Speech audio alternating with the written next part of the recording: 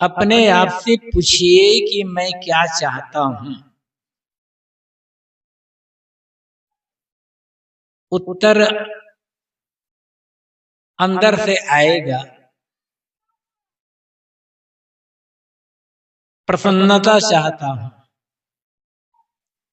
शांति चाहता हूं, सुख आनंद चाहता हूं, निश्चिंतता चाहता हूं। हर आदमी के अंदर सुख पाने की चाहना है।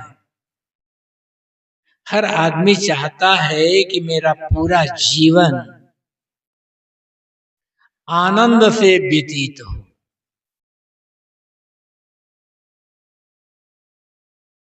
कितने दिन आप जीते हैं ये बड़ी बात नहीं है। बड़ी बात यह है कि कैसे जीते हैं। हंसकर, आनंद के साथ, मुस्कुराते हुए, या उदास चेहरा लेकर, पछताते हुए, दुखी होकर के जीते हो।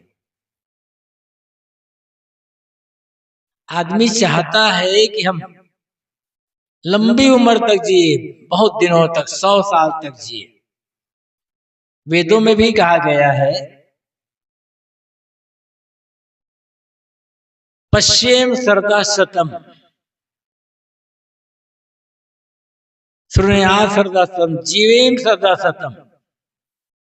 सत्य बड़ी बात है कि जीवेम सर्दा शतम, हम 100 साल तक जिए, 100 साल तक देखें, 100 साल तक जिएंगे, 100 साल तक देखेंगे, सुनेंगे, बोलेंगे। 100 साल जीने की कामना वेदों में की गई है। 100 साल से मतलब एक लंबी उम्र, अच्छी बात है। लेकिन 100 साल तक रोते हुए, पछताते हुए, दुखी होकर कि जीना अच्छा है, या जब तक जिए हंसते हुए, मुस्कुराते हुए, आनंद से, प्रसन्नता से जीवन जिए।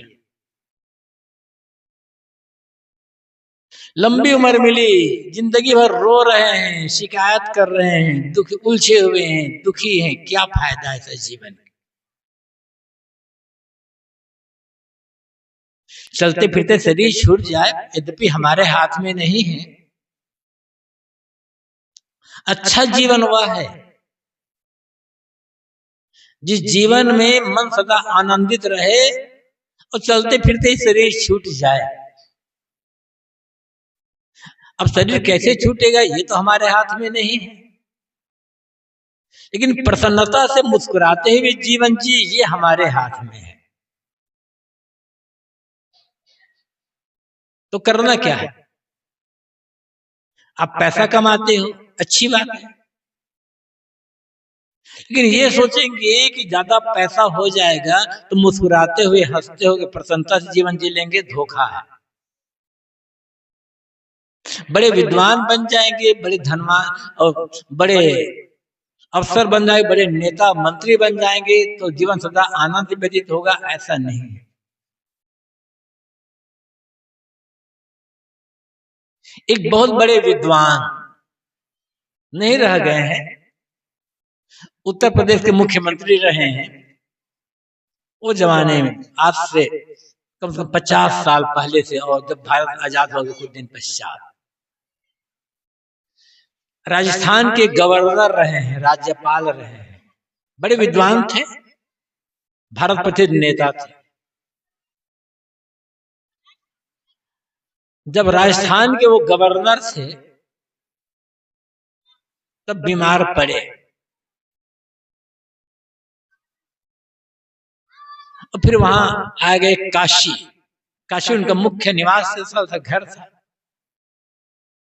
उन्हीं के नाम पर काशी में संस्कृत विद्यापीठ है।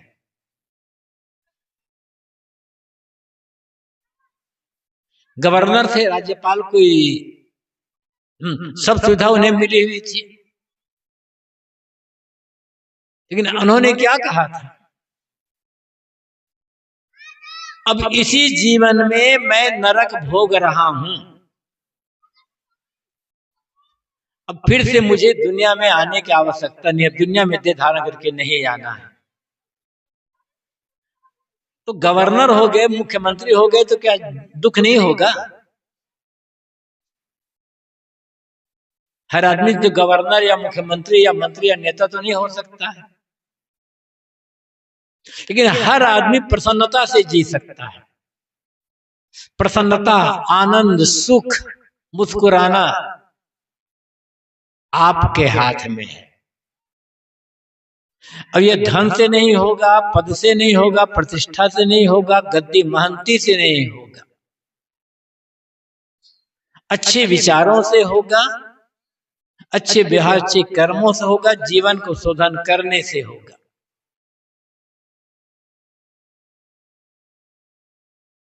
सदगुरु कबीर का एक सरल सा पद है, साहब ने रास्ता बताया है क्या, उसके साथ साथ और बहुत सारी बातें साहब ने बताई है। सदगुरु कबीर की विशेषता होती थी कि छोटे से पद में हमारे जीवन निर्माण के लिए और कल्याण के लिए बहुत सारी बातें एक साथ बता देते थे। इसीलिए कई संतों ने कहा है, कबीर की आधी वाणी मतलब आधी साखी मतलब एक पंक्ति करोड़ों ग्रंथ के समान है। मैं सदगुरु कबीर का एक पद कहूंगा, थोड़ी थोड़ी चर्चा उस पद की पंक्तियों के आधार पर करूंगा। कुछ लेना न देना मगन रहना, गहरी नदिया नाव पुरानी, केवटिया से मिले रहना। पांच तत्व का बना पिंजड़ा, तामे बोले मेरे मैना, तेरा पिया तेरे मन में बसा है, खोल कर देखो नैना। कहत कबीर सुनो भाई साधो, गुरु चरणों में लिपट रहना, कुछ लेना न देना मगन रहना। मगन रहना चाहते हैं ना? हमारे जीवन की सबसे बड़ी पूंजी और सबसे बड़ी उपलब्धि यही है कि हर समय हमारा मन मगन रहे, हरा भरा आनंद से परिपूर्ण रहे। और यदि हर समय मन में मग्नता है, प्रसन्नता, आनंद है, किसी बात को लेकर के मन दुखी नहीं है, तो जीते जी स्वर्ग है, जीते जी मोक्ष है। मरने के बाद स्वर्ग मिलेगा किसी ने देखा तो है नहीं। वैसे जब किसी का शरीर छूटता है तो ये कहा जाता है कि अमुक आदमी का स्वर्गवास हो गया। ये कहने का तरीका है, एक शिष्टाचार है बस। क्योंकि जो कह रहा है, मान लो किसी के पिता का शरीर छूट गया, वो पत्र भेजता है या मोबाइल से बताता है आज हमारे पिता का स्वर्गवास हो गया, तो देख कर आया था क्या वो, उनके पिताजी कहाँ गए हैं, या उनके पिता ने उन्हें चिट्ठी भेजी थी। एक रस्म है कहने का। जीते जी यदि नरक है तो मरने पर स्वर्ग कैसे मिलेगा? क्योंकि जो आज होगा वो कल होगा।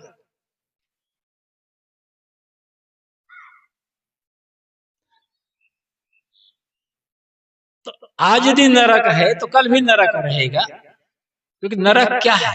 दुख, हमेशा चिंता में मन का डूबे रहना, हमेशा टेंशन में मन का बने रहना, ये दुख, चिंता और डर, ये टेंशन, तनाव, यही नरक है।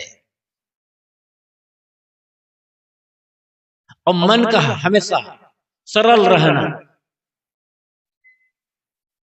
सारी कठोरता गायब, क्रूरता गायब। किसके लिए? किसके लिए क्रूरता का काम करें? किसके लिए कठोरता का? जिसके लिए हम कठोर बनते हैं उनमें से एक हमारा साथ देने वाले नहीं। क्रूरता, कठोरता, नफरत, द्वेष, ईर्ष्या, जलन, बैर विरोध मन से गायब। सरल मन, कोमल और विनम्र मन, निश्चल निष्कपट मन, निर्द्वंद मन, दया, क्षमा, प्रेम से भरा हुआ मन, ज्ञान भक्ति के चिंतन में डूबा हुआ मन, इससे बड़ा स्वर्ग कहां मिलेगा आपको?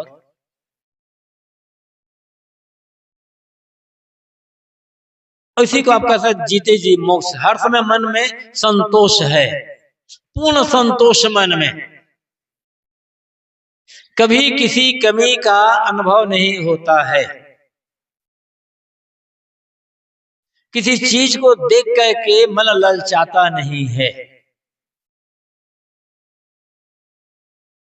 अपने में परिपूर्ण मन है। ऐसा लगता है जो मुझे मिलना चाहिए था मिल गया है, ये भाव मन में है, तो जीते जी मोक्ष का अनुभव कर रहे हैं आप। ललचाना तो अपने को बेच देना है। और मन की आदत क्या है? कुछ देखना तो ललचा जाना। किसी के चेहरे की सुंदरता देखे ललचा गए, किसी के शरीर के रूप रंग जवानी देखे ललचा गए, किसी के सुंदर मकान देखे ललचा गए, ऐसा मकान मेरे पास भी होता। किसी के पास बहुत धन देखे ललचा गए कि इतना धन मेरे पास भी तो मैं भी ऐसे धनवान होता। किसी का स्वागत सत्कार देखे ललचा गए, ऐसा भी मेरा स्वागत सत्कार होता, सभा में मेरा भी सम्मान होता। किसी का बड़ा पद देखे, प्रतिष्ठा देखे ललचा गए। ये ललचाना अपने को बेचना है।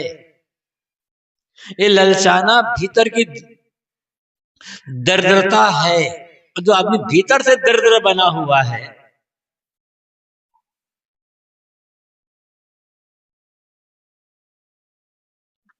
तो बाहर की कितनी चीजें मिल जाए, ये दरिद्रता समाप्त होने वाली नहीं है। एक है वस्तुओं की कमी, थोड़ी चीज है, कठिनाई से गुजर होता है, छोटा मकान है, थोड़ी चीज है, थोड़े खेत खलिहान है, गुजर हो रहा है बस, तो थोड़ी असुविधा मिलेगी, कठिनाई होगी, परेशानी होगी, लेकिन इतना होने पर भी मन आनंद से भरा सतल है, लालच नहीं होगा। पैसे से असंतोष दूर हो जाएगा, पैसा से लालच समाप्त हो जाएगा, धोखा है ये, ऐसा नहीं होने वाला है। विवेक से होगा, ज्ञान से होगा, समझदारी से संतोष होगा। अन्यथा पैसे बढ़ता जाता है और चिंता, भय, दरिद्रता बढ़ती चली जाती है। एक सेठ ने अपने मुनीम से कहा कि मुनीम जी जरा हिसाब लगाकर बताइए कि आज की तारीख में मेरे पास कुल कितना धन है। तो मुनीम ने कहा, सेठ जी इसके लिए तो मुझे चाहिए 15 दिन का समय, क्योंकि व्यापार बहुत फैला हुआ है। सब हिसाब किताब लगा, समय 15 दिन का समय चाहिए तब बता पाऊंगा। सेठ ने कहा कोई बात नहीं, हिसाब लगा, छुट्टी ले लो 15 दिन। मुनि 15 दिन तक हिसाब लगाते रहे और हिसाब लगा लिए 15 दिन तक। तब मुनि ने कहा कि सेठ जी, आज की तारीख में जितना धन आपके पास है, आपके आने वाली पीढ़ी 10 पीढ़ी, एक दो पीढ़ी 10 पीढ़ी कोई काम ना करे, कोई काम ना करे, बैठे बैठे खाए तो 10 पीढ़ी आराम से बैठे बैठे खा सकती है। कितने कहा? सेठ ने कहा कितना? 10 पीढ़ी। तो सेठ ने कहा 11वीं पीढ़ी क्या खाएगी फिर? 10 पीढ़ी तो खा लेगी, 11वीं पीढ़ी क्या हो खाएगी? एकदम चिंता से परेशान। तो सेठ होकर के भी वो दरिद्र है, गरीब है, अभागा है।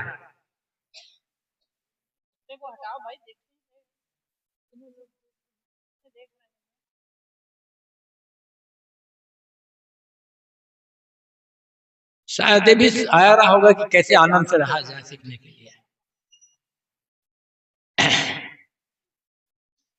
देखो वो तो अपने बच्चे को लेकर आया है, आप लोग अपने अपने बच्चे को लाए हो क्या? कल से अपने बच्चों को भी लेकर आइएगा।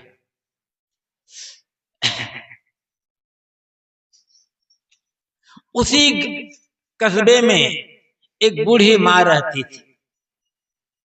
सेठ तो चिंता से परेशान हो बीमार पड़ गए।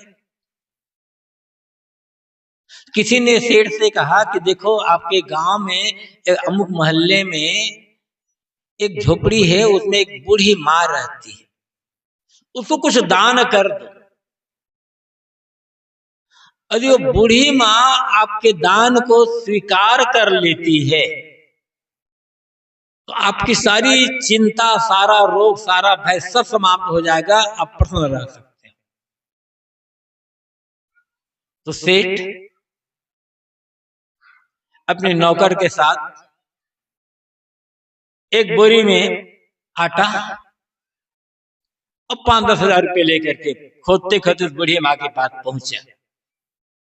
आवाज दी, एकदम बूढ़ी कमर झुकी हुई, लाठी टेकते हुए निकली बाहर। क्या बेटा क्या बात है? कि माता जी मैंने सुना आपके पास कुछ खाने के नहीं है, तो मैं अनाज ये आटा लेकर के आया हुआ हूँ, कुछ पैसे रख ले। बूढ़ी माँ कहती है नहीं बेटा मुझे नहीं चाहिए, मेरे पास आज शाम तक के लिए खाने की व्यवस्था है और इससे ज्यादा मुझे नहीं चाहिए। तो सेठ ने कहा कि माता आज शाम तक के लिए है ना, कल के लिए? तो बूढ़ी माँ कहती है कल जिंदा रहेंगे तो कल भी मिल जाएगा, यदि जीवित रहेंगे कल तो कल की व्यवस्था हो जाएगी, मुझे कल के लिए नहीं रखना है। सेठ ने बहुत जिद की लेकिन बूढ़ी माँ ने कुछ भी स्वीकार नहीं किया कि शरीर रहेगा जैसे आपका चला वैसे कल भी चल जाएगा। तो बूढ़ी माँ बिना पैसे के धर्मान है, क्योंकि भीतर की दर्दता मिट गई है उसकी। मैं ये कह रहा हूं पैसा बढ़ने से दर्दता मिट जाएगी ऐसा नहीं है। आप मेहनत करते हो, आपका पैसा बढ़ता है, अच्छी बात है, लेकिन ललचाते हैं इतना बड़ा मकान हो, इतना पैसा हो, ऐसी गाड़ी हो, वैसी चीज हो, ये ललचाना ही दर्दता है। और ललचाने वाला आदमी जीवन में कभी सुखी नहीं हो सकता है। ललचाने का मतलब होता है अपने को बेच देना, गुलाम बना देना। और जिसने अपने को स्वयं गुलाम बना लिया है, चाहना बना बना करके, असंतोष रख रख करके मन में, तो उस गुलाम आदमी का जीवन आनंद से कैसे व्यतीत? आनंद से जीना चाहते तो मालिक बनना पड़ेगा आपको, किसी आदमी का मालिक नहीं, धन जमीन जायदाद मठ मकान का मालिक नहीं, अपने जीवन का मालिक। अपने मन का मालिक। अब मालिक मतलब मुझे नहीं चाहिए, चाहना छोड़ दो, मालिक बन जाएंगे आप। सदगुरु कबीर की साखी याद होगी, चाह गई चिंता मिटी मनवा बेपरवाह, जाको कछु न चाहिए सोई शाहंशाह। चाहना खत्म हुई तो चिंता खत्म होगी। जितनी चाहना होगी, जितनी कामना होगी, इच्छा होगी, उतनी अधिक चिंता होगी। काम करते हैं, सहज मिल जाता है, बस पर्याप्त। बिना पैसे के आप बादशाह बन सकते हो, बिना पैसे के बादशाह। स्वामी रामतीर्थ का नाम आपने सुना होगा, पढ़ा भी होगा उनके बारे में। अद्भुत संत, निराला। थोड़ी उम्र में शरीर छूट गया था, गंगा प्रवाह में बह गए थे, वो नहाने गए थे, तब उसमें उनका शरीर छूट गया था।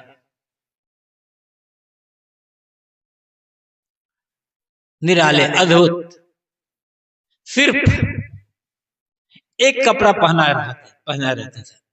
कभी हो गए थे एक झोली में कुछ सामान रख लेते, किस किताब वगैरह पर, लेकिन अपने को बादशाह राम कहा करते थे। कुछ रहता बस एक जोड़ी कपड़ा पहने पर्याप्त, बस कहते थे मैं बादशाह राम, मस्त मौला संत। सदगुरु कबीर ने कहा ना कि मन लागो मेरो यार फकीरी में, तो फकीरी का मतलब घर छोड़ना नहीं है। कुछ लोग घर छोड़ करके भी फकीर नहीं हो पाते, और कुछ लोग घर में रहकर फकीर हो जाते हैं। फकीरी का मतलब क्या है? अंदर मन में हर समय संतोष, कोई पकड़ ना होना मन में, कोई लोभ ना होना, लालच ना होना। जो मिला है, जो है, जैसा है, उसमें भरपूर आनंद से जीवन व्यतीत करना, चिंता रहित होकर के। जो जिसके मन में चिंता नहीं है, कोई चिंता नहीं है, निश्चिंत हो जिसका मन, चाहे वो घर में रहे, चाहे वो मठ में रहे, चाहे हमारे जैसा कपड़ा पहने, चाहे आप जैसा कपड़ा पहने जाइए, चाहे जैसे माताएं कपड़ा पहने ऐसा कपड़ा पहने, जिसके मन में कोई चिंता नहीं है, उसी का नाम फकीर है। और साधु तो हो गए, लेकिन चिंता है, ये होगा तो क्या होगा, वो होगा तो क्या होगा, तो साधु होकर भी वो फकीर नहीं हो सकता है। कपड़ा साधु का है, मन साधु का नहीं। शाह की साखी सुनी होगी आप लोगों ने, याद भी होगी, फीकर सभी को खा गई, फीकर सभी का पीर, फीकर की फंकी करे ताका नाम फकीर। फीकर चिंता, चिंता सबको खा गई, चिंता सब खा गई मतलब सबको परेशान कर रही, सबको भटका, सबको दुखी बनाकर रखी चिंता। और ये फीकर है, ये चिंता है, ये सबका पीर बनी हुई है, ये सबका देवता बनकर है, सबके सिर पर नाच रही है चिंता। और जो फीकर को फांक लेता है, मतलब मन से सारी चिंता का त्याग कर देता है, वो फकीर है, बिना कपड़े के फकीर, बिना पैसे के फकीर। उसको उसके जीवन में कोई दुख ही नहीं है।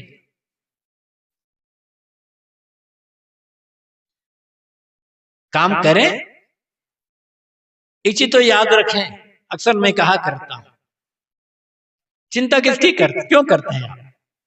चिंता करने से क्या आपका काम बढ़िया बन जाता है? चिंता करने से खोई हुई चीज क्या मिल जाती है? चिंता करने से बिगड़ा हुआ काम बन जाता है? चिंता करने से क्या शरीर का रोग दूर हो जाता है? बल्कि मन और परेशान रहता है।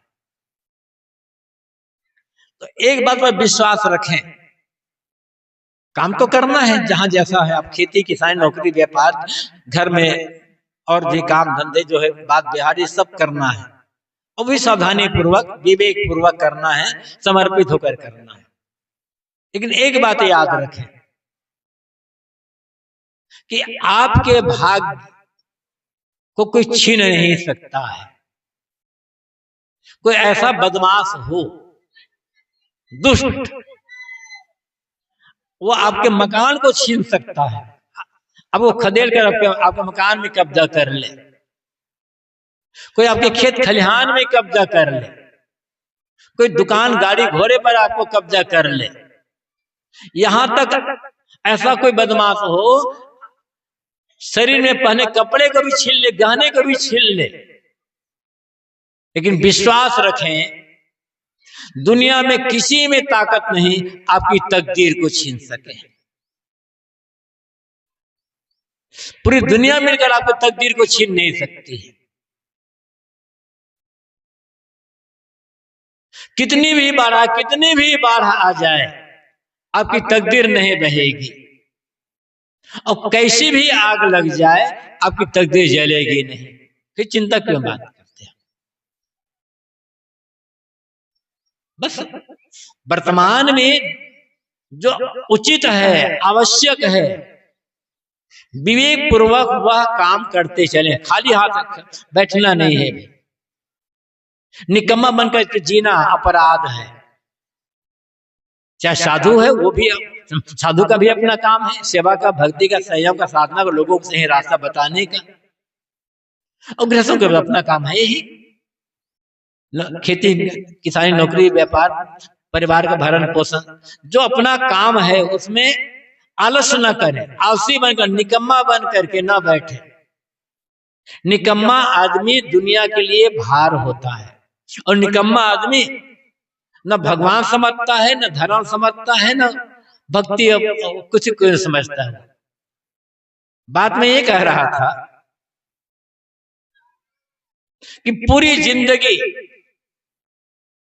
आनंद से कैसे जिए, प्रसन्नता के साथ कैसे जिए। इस पर सदगुरु कबीर की पंक्तियां मैंने कैसे, सदगुरु कबीर का पद मैंने कहा था, कुछ लेना न देना मगन रहना। यदि मगन रहना चाहते हो जीवन भर, थोड़े समय के लिए नहीं, जीवन भर मगन रहना चाहते हो, तो किसी से कुछ लेना मत और किसी को कुछ देना मत। इतना कर लो बस, फिर जीवन भर आनंद से रहोगे, प्रसन्नता से रहोगे। आप कहेंगे हम गृहस्थ आदमी हैं, बिना लिए दिए हमारा व्यवहार कैसे चलेगा? कुछ लेना पड़ता है, कुछ देना पड़ता है, तभी व्यवहार चलता है, तभी जीवन चलता है। और कहा जा रहा है कि कुछ लेना भी मत और देना भी मत और मगन से रहना। तो जो चीजें जो लेते देते हैं ना, उसके लिए साहब नहीं कह रहे हैं, वो तो लेना देना पड़ेगा ही, क्योंकि हर चीज आदमी पैदा नहीं कर सकता है। अब पैसा देते हो, सब्जी खरीद लेते हो, कपड़ा खरीद लेते हो, दवाई खरीद लेते हो, लोहा लक्कड़ सोना चांदी खरीद लेते हो। आपने पैसा दिया, उन्होंने आपको सामान दिया, ये तो चलेगा जीवन पर्यंत, इसके लिए मना नहीं कर रहे हैं। जीवन की बात है कि क्या नहीं लेना है, किसी की बुराई को नहीं लेना है, किसी के दोष, किसी के दुर्गुण को नहीं लेना है।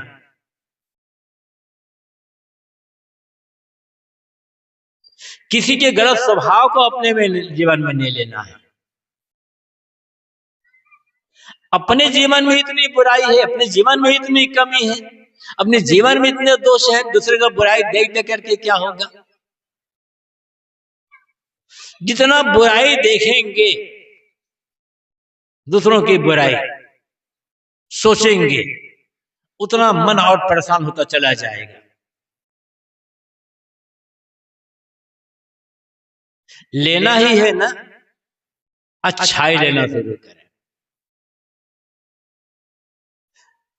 हर आदमी में अच्छाई है, हर आदमी में बुराई है, गुण और दोष सर्वत्र है।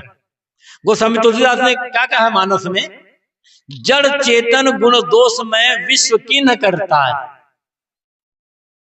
संत हंस गुण गए पे परिहरि वारि विकार।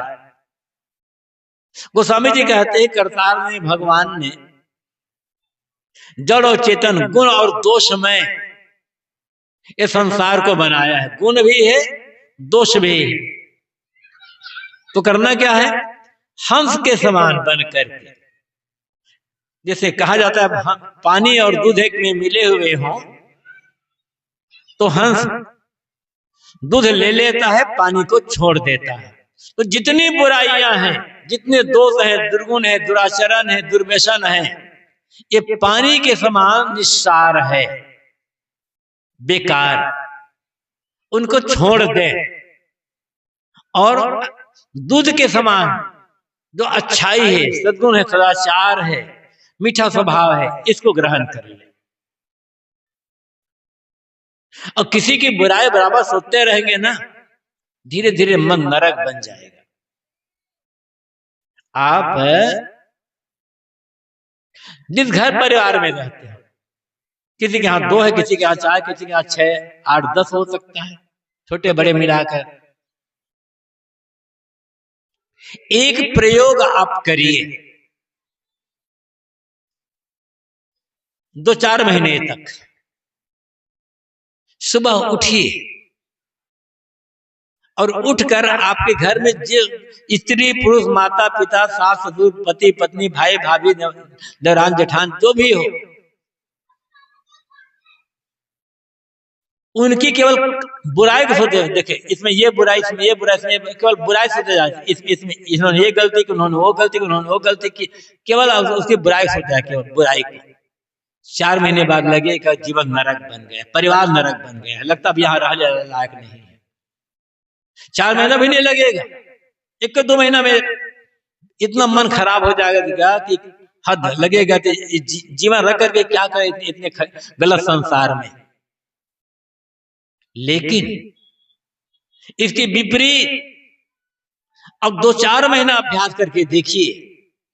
सुबह उठे ही पत्नी में, पति में, सास में, बहू में, माता पिता में, बेटा में, भाई में, भाभी में ये अच्छाई है,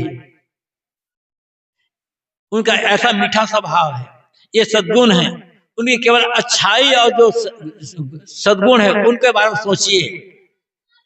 2-4 महीना बीतते बीतते लगेगा कि मेरा घर, मेरा परिवार तो स्वर्ग से भी बेहतर है। मेरा घर, मेरा जो घर है ये तो मंदिर से ज्यादा पवित्र हो गया है। ये है जीवन भर आनंद रहने की कला। कुछ लगेगा नहीं। क्यों कला है घर घर में? पति पत्नी में विवाद क्यों है? सास बहू में कला क्यों है? पिता पुत्र में बोलचाल बंद क्यों है? ऐसे भाई भाई में, नाना भाई में, कुछ भी रिश्ता ले लो, गुरु शिष्य में एक भी ले लो, क्योंकि सब एक दूसरे की बुराई देख रहे हैं, कमी निकालने में लगे हुए हैं, छोटी छोटी बातों को लेकर के चिढ़ रहे हैं, तो जीवन तो नरक बनेगा ना। ऐसा नहीं है कि घर में लोगों को खाने पीने को नहीं मिलता है। 10 लोग घर में है तो 8 लोग भरपेट भोजन करते हैं और 2 लोगों को आधा पेट खिलाते हैं या बासी भोजन खिलाते हैं, सड़ा गला खिलाते हैं। 10 लोगों में 8 लोग तो बहुत बढ़िया साफ नया कपड़ा पहनते हैं, महंगे महंगे, और 2 लोगों को फटे चिथड़े पहनाते हैं। ऐसा थोड़े होता है।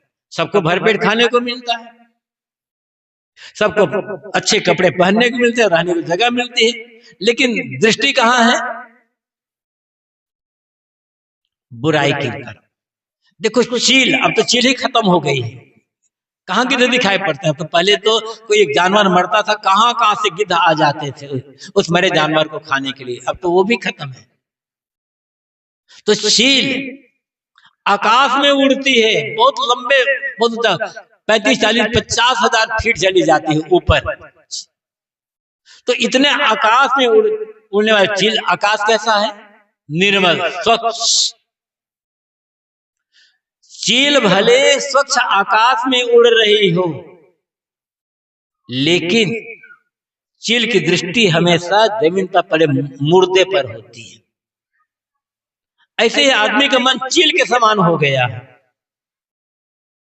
सत्संग में भी बैठे, वहां और कहीं भी गए, आज ये बात गलत हो गई, वो बात गलत हो गई, अमुक आदमी आ गया केवल बुराई की तरफ,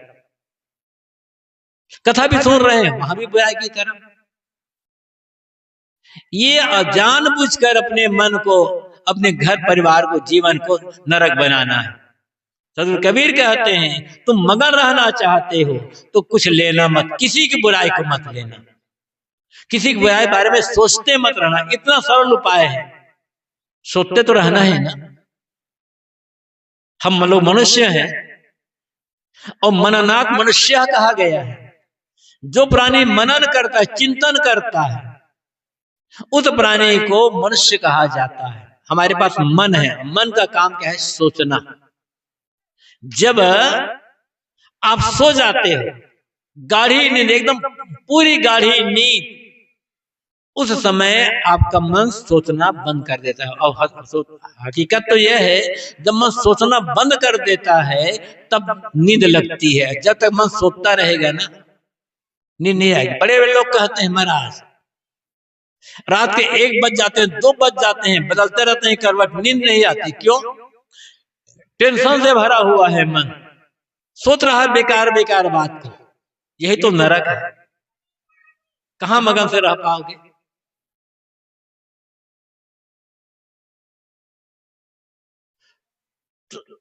मनुष्य हैं हम, एक काम करें, एक काम, बस एक संकल्प कर ले। सत्संग में अभी आए हैं तो जीवन कब तक रहेगा कोई ठिकाना तो है नहीं।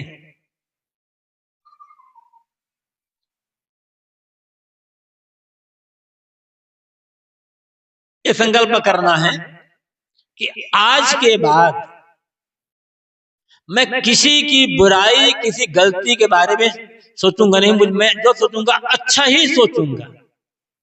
कोई गलत कर रहा है, बराबर तो उसे राय दे दो, समझा दो। आपकी राय नहीं मानता है, समझाने पर नहीं समझता, तो सोच सोच करके अपने टेंशन क्यों बना रहे हो मन में? आपका काम है राय देना, समझाना, कभी प्रेम से समझाना, कभी डांट कर समझा लेना, कभी रो कर समझा लेना, जैसा भी है। लेकिन हर प्रकार से आपने समझा कर देख लिया, उसके बाद जो सही रास्ते पर आता नहीं, मानता ही नहीं है, तो छोड़ दो उसको, उसी हाल पर छोड़ दो। अपने मन को क्यों बना रहे हैं नरक? तो एक काम करें, आज मैं जो सोचूंगा अच्छा ही सोचूंगा। एक अच्छा सोचना शुरू कर दें, इतना आनंद आएगा जीवन में। कहीं भी रहे, कहीं भी, उस आनंद की कल्पना आप नहीं कर सकोगे कहीं, बिना पैसे का नहीं। और सौभाग्य की बात यह है कि अच्छा सोचने में एक भी पैसा खर्च होने वाला नहीं है। हम मनुष्य हैं, हमारे पास 2 शक्तियां हैं। ये दोनों शक्तियां जानवरों के पास नहीं है। एक बोलने की शक्ति और एक चिंता मनन, सोचने की शक्ति। जानवर बोलने से, जानवर आवाज कर लेते हैं। जानवर, कुत्ता भौंकता है, बिल्ली में आते, बकरे ऐसे कर, लेकिन वो बोल नहीं सकते, कुछ बता नहीं सकते। और जानवर सोच नहीं सकते आगे के लिए। हमें सुख है तो दुख है तो हम क्या चाहते हैं बोलकर बताते हैं, और आगे क्या करना है सोचते भी हैं। तो एक काम करना है, हर आदमी, यदि आप किसी की भक्ति, किसी गुरु को मानते हो, किसी संत को मानते हो, किसी देवी देवता भगवान को मानते हो, कुछ पूजा पाठ करते हो, सत्संग भक्ति का काम करते हो, तो आज के बाद मगर सत्संग समाप्त होते ही 2 काम शुरू कर दें। केवल क्या करना है? अच्छा बोलना और अच्छा सोचना। न गलत बोलना है, न गलत सोचना है। जो बोले, जिससे भी बोले, घर में, बाहर में, कहीं छोटे से बड़े से, परिचित से कहीं बोले, जो बोले प्यार से अच्छी बातें बोले। और जो सोचना है अच्छी बातें सोचे। खर्चा कितना आ जाएगा? कोई खर्चा आएगा? भाई यही आदमी यही पीछे हो गया है। दान दे सकता है आदमी, मंदिर बनवा सकता है, धर्मशाला बनवा सकता है, अथाला बनवा सकता है, विद्यालय बना लेगा, पता नहीं क्या क्या कर लेगा, लेकिन जो बिना पैसे के है, ये स्वर्ग बिना पैसे के मिलता है, ये आनंद बिना पैसे के मिलता है। और आदमी यही कमजोर पड़ जाता है, यही अपने जीवन को नरक बना लेते हैं, गलत बोलकर, गलत सोचकर और गलत काम करके। सदगुरु कबीर कहते हैं, मगन रहना चाहते हो, जीवन भर मगन रहना चाहते हो, कुछ लेना मत, मतलब किसी की बुराई की नकल मत करना। ये कहा था संसार, हर आदमी में दोष है, गुण है। सदगुरु कबीर ने भी कहा, जैसे गोस्वामी को दिया था मैंने कि जड़ चेतन गुण दोष मैं विश्व की न करतार, संत हन गुण गए पे परिहरिवार विकार। सदगुरु कबीर कहते हैं, नग पशान जग सकल है, पारख बिरला कोय, नगते उत्तम पारखी जग में बिरला होए। नग रत्न, पाषाण पत्थर, संसार में रत्न भी है और पत्थर भी है, कांटे भी हैं और फूल भी है, लेकिन पारख करने वाला, परखने वाला, दोनों को अलग अलग समझने वाला बिरले बिरले होते हैं। और जो ऐसे बिरले होते हैं ना, बाहर से दुखी दिखते हुए भी भीतर से परम सुखी होते हैं। लगेगा बाहर से तो दरिद्र है, अकिंचन है, कुछ गरीब है, लेकिन भीतर से महाधनवान और महाबलवान होते हैं। तो कुछ लेना मत,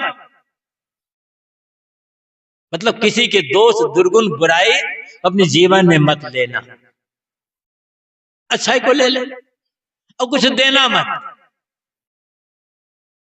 क्या नहीं देना है? जानबूझकर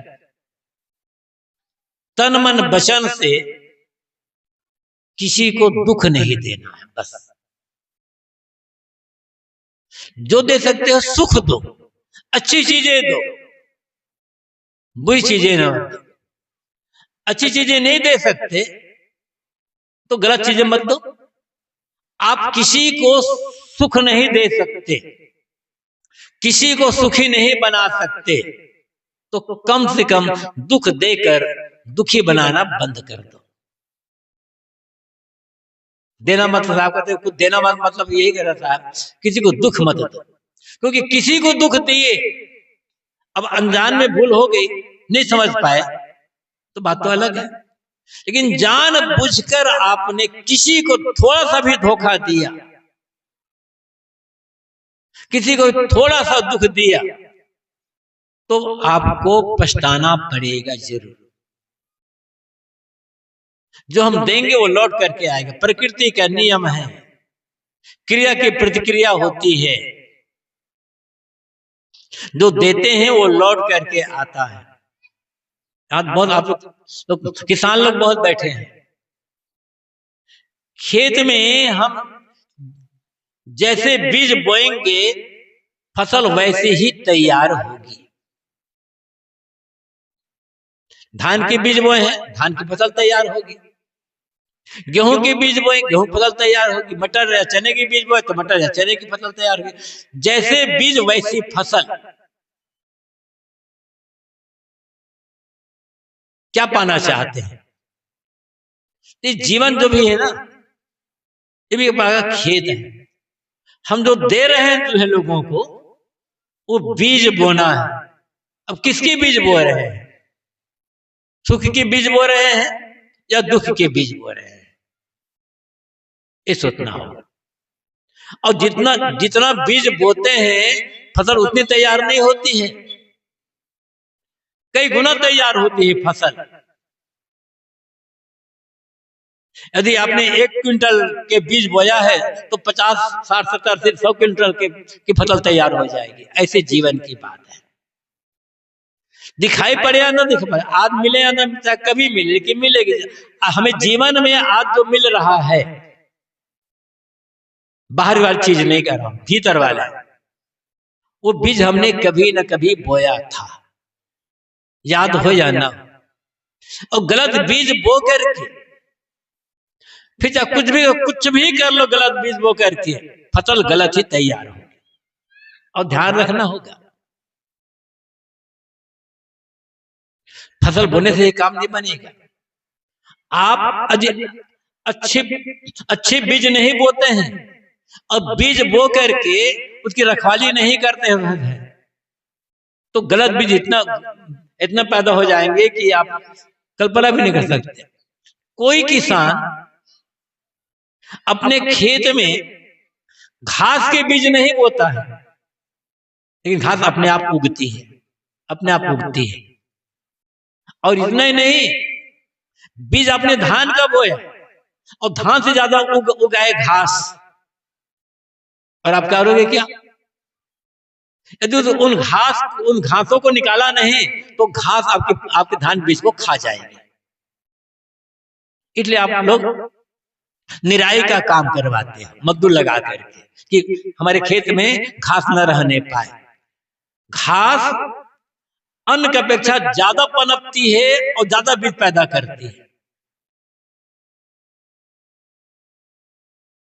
तो बीज बोने के साथ साथ यह सावधान रखना है कि घास न उगे, उग आगे तो निकाल कर फेंकना है। ऐसे ही है हमारा जीवन। यदि अच्छा नहीं सोचेंगे तो मन अपने आप गलत सोचना शुरू कर देगा। अच्छा नहीं देखेंगे तो मन अपना गलत देखना शुरू कर देगा। और अच्छा काम नहीं करेंगे तो बुरे काम अपने आप होने लग जाते हैं। तो साहब कहते हैं, मगन रहना चाहते हो ना तो दुख मत देना किसी। और गलत बीज बोलिए, दुख के बीज बोलिए, फिर चाहे कुछ भी करो। जैसे आप खेत में धान के बीज डाल दिया और धान के बीज डालने के पश्चात आप सोचते हो अरे तो गड़बड़ हो गया, मुझे तो गेहूं चाहिए, लेकिन मैंने धान के बीज बो दिया। कोई बात नहीं, बो दिया तो बो दिया। अब भले मैंने धान के बीज बोया, लेकिन मुझे चाहिए गेहूं। अब आप खेत के पास जाकर मेड़ में बैठ करके रोज पूजा करते हो, गीता का, रामायण का, भागवत का, वेद का, बीजक का, गुरबानी का रोज पाठ करते हो, रोज संत गुरु मनाते हो, भगवान भगवती मनाते हो, देवी देवता मनाते हो, धूप दीप वंदना करते हो, गंगा जल लाकर छिड़कते हो, और धान गेहूं तो हो जाएगा? होगा कि नहीं होगा? तो कुछ भी कर लो, धान धान रहेगा, धान कभी गेहूं नहीं होगा, गेहूं गेहूं रहेगा, कभी गेहूं कभी धान नहीं होगा, चना चना ही रहेगा, चना चना कभी मटर नहीं होगा, मटर मटर रहेगा, मटर कभी चना नहीं होता। कुछ भी कर लो। ऐसे ही लोभ में आकर, लालच में आकर, स्वार्थ में आकर, क्रोध में आकर के, जल्दीबाजी में आकर के कुछ भी गलत काम किया है तो फल भोगना पड़ेगा। चाहे 1000 भगवान मना लो और 1000 गुरु बुला करके सब चरणों तक लेकर 1000 गुरु के चरणों तक पी लो, कुछ नहीं कटने वाला है, वो भोगना ही पड़ेगा। साहब कहते हैं, मगन रहना चाहते हो ना तो दुख देना बंद करो। बस इस एक पंक्ति पर्याप्त है पूरी जीवन बदलने के लिए, पूरे जीवन नरक को स्वर्ग बनाने के लिए। एक पंक्ति पर्याप्त है, कुछ लेना ना देना, मगन रहना। किसी की बुराई दोष को की नकल मत करना, उसको जीवन में मत लेना, और जानबूझ करके किसी को तकलीफ मत देना। अच्छाई को ले और दूसरों को सुख पहुंचाने का काम करे। ये सबसे बड़ी पूजा और यही धर्म है और ये भक्ति है। भक्ति धर्म पूजा मंदिर में नहीं है या मठों में नहीं है, तीर्थों में नहीं है। भक्ति धर्म पूजा हमारे जीवन में है, हमारे व्यवहार में है। कोई जो सच्चा भक्त होगा चाहे भक्ति किसी की करता हो, सबका अपना अपना मन है, कोई किसी की भक्ति करता है, कोई किसी की भक्ति करता है। जब किसी की भक्ति कर, जो सच्चा भक्त होगा, जो सच्चा पुजारी होगा और जो सच्चा धार्मिक होगा, उसी को आप कर सकते हैं कि कुछ सच्चा सत्संगी होगा। कसौटी यही है, बुराई को न लेकर के अच्छाई को लेना, दुख न देकर के सुख पहुंचाने का काम करना, एक कसौटी में करना अपने जीवन को। चाहे आप कहीं भी रहें, आदमी तो बिहार में कहीं आना जाना तो पड़ता ही पड़ता है, इतनी सावधानी हमें रखी। यदि ये सावधानी नहीं रखी, हमारी दृष्टि से बुराई की ओर जा रही, कमी की ओर जा रही, दोष की ओर जा रही। जैसे मक्खियां ज्यादा वहां भिनभिनाती है जहां ज्यादा गंदगी होती है, और गंदगी में बैठ करके मक्खी उड़ उड़ करके गंदगी फैलाती है, बीमारी फैलाती है। लेकिन एक और मक्खी होती है जो कभी गंदगी में नहीं बैठेगी, वह फूलों पर बैठती है, अच्छी जगह बैठती है, जिसे आप मधुमक्खी कहते हो। और मधुमक्खियां उड़ उड़ करके कहां कहां जाती है, फूलों पर बैठती है, पराग लेती है और क्या करती है, सुंदर स्वादिष्ट पौष्टिक शहद बनाती है। सोचना है हमारा मन उस गंदगी में बैठने वाली मक्खी के समान है, क्योंकि यदि हम केवल वो देख रहे हैं, इसमें ये बुराई, उसमें वो बुराई, उसमें ये बुराई, उसमें वो बुराई, कल बुराई देख रहे हैं, तो हमारा मन वो बीमारी फैलाने वाली मक्खी के समान है। हम खुद मक्खी, वो बीमारी फैलाने वाला आदमी बन जाएंगे। जहां जाएंगे वो करें, अरे भाई उसमें वो बुराई, उसमें वो बुराई, उसमें ये गलत था, खाली बुराई करेंगे, निंदा करेंगे, मक्खी बन करके घूम रहे हैं, बीमारी फैला रहे हैं। किसी के सामने, दुनिया में अच्छे बुरे लोग तो होते हैं, लेकिन किसी को बिना मतलब नीचा गिराने के लिए या किसी मतलब लोगों की दृष्टि में खराब करने के लिए, बिना मतलब आप किसी की निंदा बुराई कर रहे हो, समझ लेना मैं बीमारी फैलाने वाली मक्खी के समान बना हुआ। यही काम कर रहे हैं ना, मक्खियां उड़ती है यहाँ वहां से और फैलाती बीमारी। हम भी जहां गए वहां केवल बुराई बुराई बुराई कर रहे हैं, लोग उनकी निंदा कर रहे हैं, दो देख रहे हैं, मक्खी तो है, इससे बड़ी कौन बात है। शरीर आदमी का है, मन मक्खी का है, और जाना है नरक। आज ही नरक बना है, आगे भी नरक हो जाएगा। लेकिन हम जहां जाते हैं वहां लोगों का अच्छाई को देखते हैं, किसी से दूसरे का हम प्रशंसा करते हैं, अच्छी बातें कहते हैं, तो मधुमक्खी के समान है, हमारा मन बलवान रहेगा, सुनने वाले को भी अच्छा लगेगा। आप कहीं जाओ और वहां लोग खाली बुराई बुराई बुराई कहते रहो, तो सुनने वाला को तो सुनने वाला मन बुरा बन जाएगा, मन खराब बन जाएगा। और अच्छी बातें कहते रहो, हमारा मन अच्छा बना रहेगा, हमारा मन बलवान बना रहेगा, ज्ञान की बातें मन में रहेगी, और सुनने वाले भी अच्छा लगे, भैया ये बड़ी अच्छी बात उन्होंने बताई है। तो एक पंथी सदगुरु कबीर कहते हैं, कुछ लेना मत और देना मत, किसी की बुराई, किसी की दोष, किसी के दुर्गुण, किसी के दुराचरण, किसी के दुर्व्यसन की नकल मत करना, और जानबूझकर तन मन वचन से किसी को तकलीफ मत देना। किंतु जहां जाओ मधुमक्खी के समान सार सारू गए थोथा दे उड़ाए, साधु ऐसा चाहिए जैसा सुख सुभाए, सार सार गए थोथा दे उड़ाए। मधुमक्खी के समान या सुख के समान, मधुमक्खी के समान पराग ग्रहण करें, सुख के समान भूसी उड़ाकर चावल को रख लें, बस जहां जाएंगे आनंद आनंद आनंद, बिना पैसे के आनंद। अब ये भी थोड़ा थोड़ा जीवन भर बिना पैसे के हम आनंद सुख और स्वर्ग का अनुभव कर सकते हैं। इतनी सी ही बात है, ये जीवन जीने की कला, सुंदर कला है।